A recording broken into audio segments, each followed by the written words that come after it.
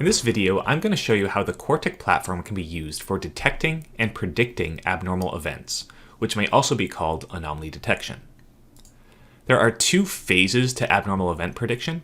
The first is when there's little or no prior history of alarms, failures, or abnormal events. In this case, we will baseline the process for what is considered normal operation, and then any variance from that baseline will be flagged as abnormal. Phase 2 is when you already have or have built up a history of abnormal events, and we can use that history to identify abnormal patterns for earlier detection, to classify specific anomaly types, and even provide prescriptive recommendations that will help mitigate the impact of these abnormalities. So with that, I want to show a demo of this, what this anomaly detection can look like. So I'll navigate into the Quartic Platform, and I'll look at one of my models. And I'm looking at an anomaly detection model for yield on a monoclonal antibody production process. So here I can see the output of my model training and what the results look like on an applied test data set.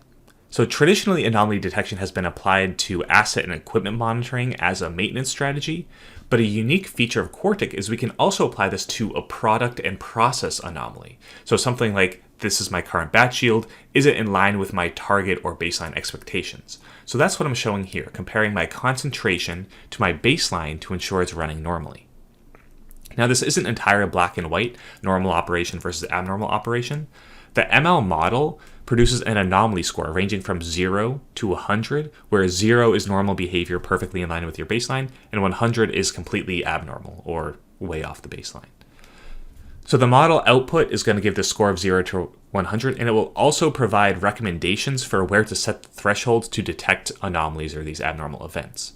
But you can also adjust these thresholds at the top here, enabling you to make the model as sensitive to process variance as you want. And here you'll notice, so down at the bottom, this is my actual concentration or my yield data value as opposed to my anomaly score at the top here.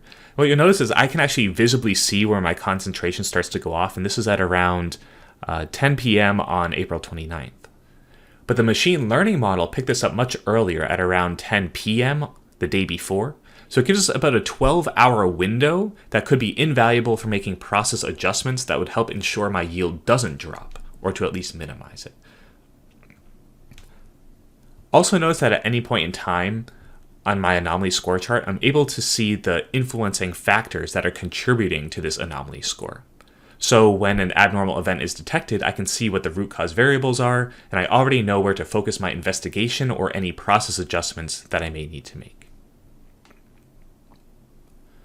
So when one of these anomalies is detected, I log it as an event in the Quartic platform. I can also notify people, engineers, operators, managers, about that issue, and I can also propagate these events into other applications, for example, into my quality application within the Quartic platform.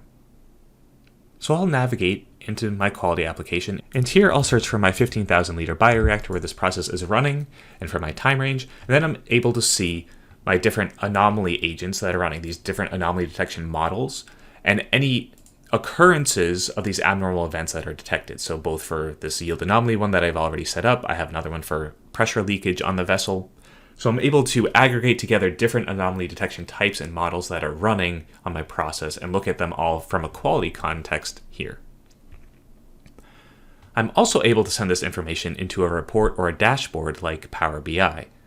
So here I'm tracking my yield, and when I detect that it's going outside of my expected boundary, I can flag that, shown in red here.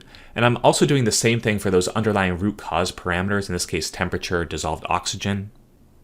And I've also tied in some of the equipment event detection, where in this case I'm looking at the operation of my agitator. So if I expand this chart out, towards the end of this 200-hour batch, I'm able to start seeing this agitator go a little bit outside of control, and this is almost like an SPC type rule where I have a high limit that I'm violating, so I have all these abnormal events detected.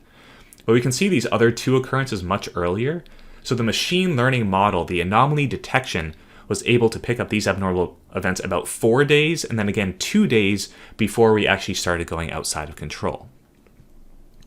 And that's really the goal of abnormal event prediction, to use machine learning models to detect these abnormal events early, track them, notify people about them, and take corrective or preventative action to avoid or at least mitigate the impact of these anomalies on your process.